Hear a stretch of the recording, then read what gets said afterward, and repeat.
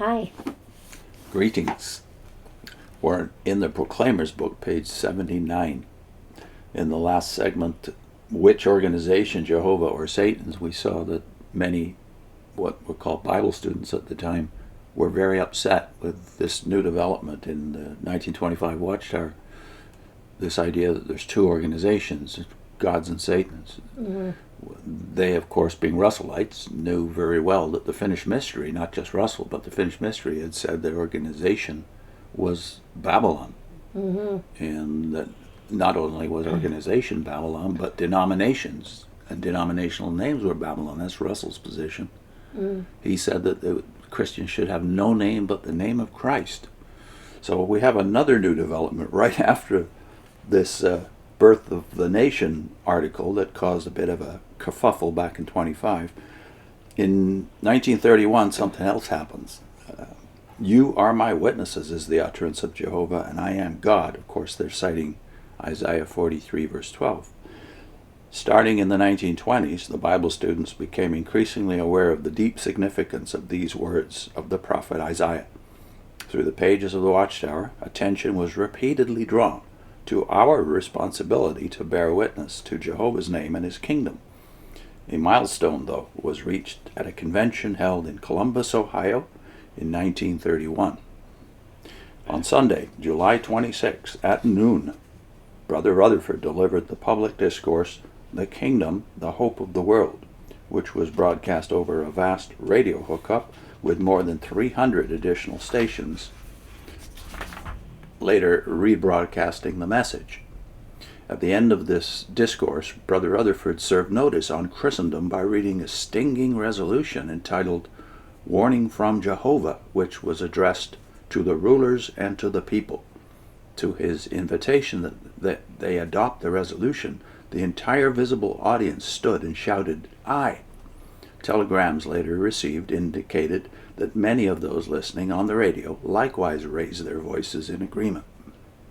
From 1 o'clock, when the public discourse was finished, until 4 o'clock, when Brother Rutherford re-entered the auditorium, the atmosphere was charged with excitement.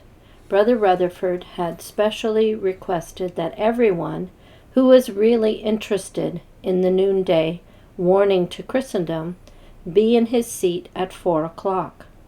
Promptly at 4, Brother Rutherford began by stating that he regarded what he was about to say as of vital importance to everyone who could hear his voice. His listeners were keenly interested. During his discourse, he presented another resolution, this one entitled A New Name, which was climaxed by the declaration, "We desire to be known as and called by the name, to wit, Jehovah's Witnesses." The thrilling conventioners again jumped. The thrilled conventioners. Oh, yeah. Oh, sorry. They're weren't thrilled. Thrilling. The thrilled conventioners again jumped to their feet with the ringing shout, "Aye." They would henceforth be known as Jehovah's Witnesses. There's no record here of resistance to this particular change. But in 1925, they record that there was a lot of resistance to the idea of an organization. Maybe they'd already got rid of those ones. That's the thought that occurs to me. Like, what happened to those people? Well, the Russellites, as we well know, if you study the statistics of the late 20s, they seem to have departed rapidly because, after all, Russell was discarded as the faithful slave in 1927. So in between these two developments, you've got rid of Russell. Yeah. So, it looks like they're now Joe's witnesses, don't they? Yeah. I remember hearing that at one of our conventions, ex-witnesses that we went to about 33 years ago, where the person on the podium said, really, repeat this new name over and over to yourself, Jehovah's Witnesses, Jehovah's Witnesses. Faster and faster and faster. Faster and faster, till it becomes what it is. Joe's Witnesses. Joe's Witnesses.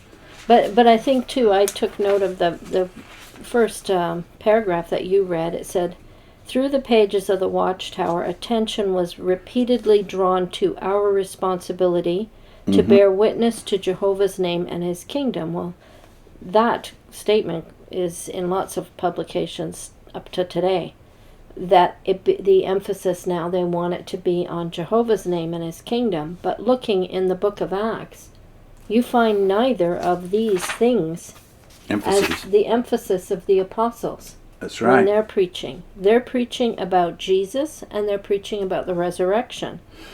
If you want, I've done a series, or I'm doing a series, on my reflections going through the book of Acts and looking for what they're preaching. And it starts with light bulb number 12. So light bulb number 12 in the light bulb playlist. Mm-hmm. And we've covered the book of Acts 2 or 3 times over now from different angles. And what you do notice is no kingdom in any of the public messages. Of 22 public messages, the kingdom is not mentioned once. Although the word occurs in the book. I know some witnesses, if you're watching right now, are going to say, no. And you're going to say, if you're a witness watching this, the kingdom is in the Gospels. Well, yes, 3 of the Gospels it is. In the 4th Gospel, it isn't. So you have to account for these changes in the message. But even more important from the standpoint of this denominational name, there's no Jehovah or Yahweh in the New Testament. You have to account for that too if you're resisting the idea that the Christian church has the true gospel, namely Jesus Christ, who is the emphasis of all the denominations of Christendom and has been for the whole 2,000 years.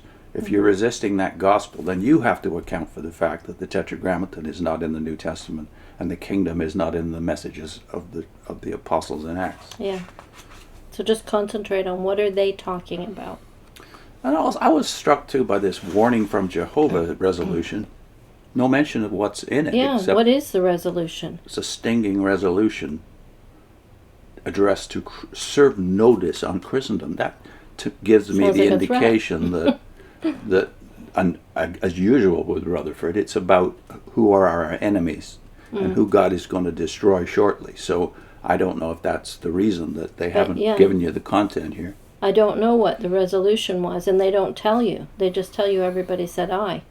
Well, that seems kind of strange that they don't give the content of the resolution. They do in the second one. But if you know the writings of Rutherford during this period, and it's not hard to find out what he wrote, it's all about the imminent destruction of Christendom, just like it was in the Finished Mystery. Yeah. You know, when you read Rutherford, he's so stinging in the way he speaks. They say stinging. I would say slanderous. And very full of venom, I would say. So it would be hard maybe to find a quote that you could stick in there about the resolution that didn't have something that would not sit too well with the average person. If you want a sample, though, of Rutherford's tone during this entire period, look at the playlist called Slander. Yeah. Vivian has done most of them from Rutherford's only writings and during this period. I had no idea how he talked until I read him. Positively venomous. That's a good word. Yeah. So this second resolution, though, a new name, is also in opposition to Russell. Yeah. Because he said, no, we shouldn't have a denominational name. And yet here they're adopting one.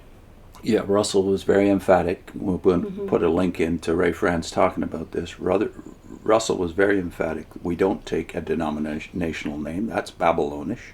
And we don't stress organization, which is also Babylonish. Now they're doing both. Yeah. And the second one was a link to another Proclaimers, an earlier Proclaimers, where we actually read through Isaiah 43, which I think is important to read the entirety of Isaiah 43. If you're going to adopt this as a being about you, look at the context, and you will notice something that they don't mention. Which is? That this witness is deaf and blind. Do the witnesses ever call themselves deaf and blind? Read around Isaiah 43. Read from 42 through 43 all the way, and you'll realize it was talking about these people called Jehovah's Witnesses who are both blind and deaf and continually backsliding.